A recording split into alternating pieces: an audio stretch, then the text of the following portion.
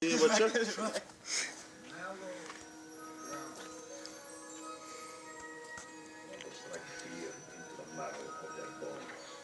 Aš pažinojau vieną tokį tipą gracijų, jis mėgo būti apsuptas pastoviai dėmesio, ovacijų, komunikacijų. Labo vienas generalinė, dar buvo akcininkų ir karčiausia mineralinė. Nežinau tikrai iš kokio miesto kilęs, tas nesvarbu, nes jis dabar turėjo ne namo, o pilį.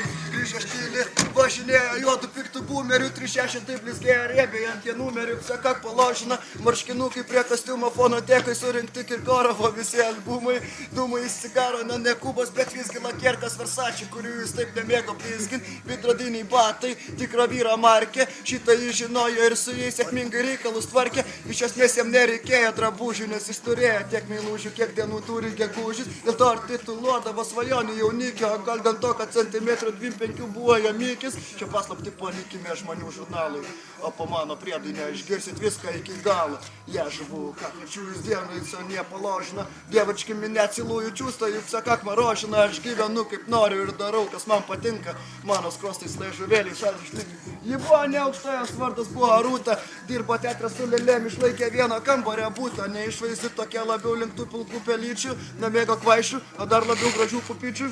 Savo veiklai atsidavus visą dušę, dar spėdavo jį rūpintis pasiligojusią matušę, iš šio prūšo, laiko neturėdama savo, vilės ateity gyvens kada nors geriau, svajodavo statydama senus spektaklius.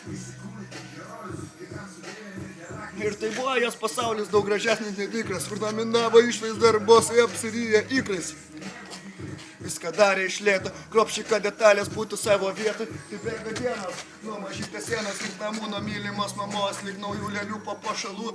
Kai du pasauliai susipina į vieną, ėmi svajoti apie tą, kuris gražiau atrodo mėnesieną. Ir tikėsi kada nors paliesti savo rankom, bet svajonės dažnai toj tikrovė neaplanko.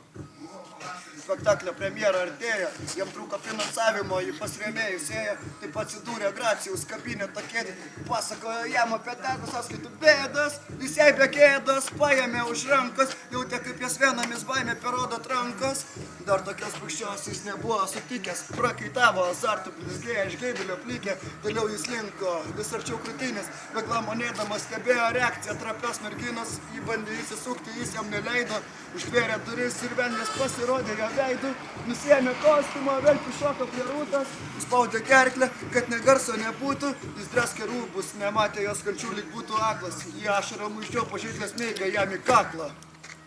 Suklupo jie abu dramos pagrindiniai herojai.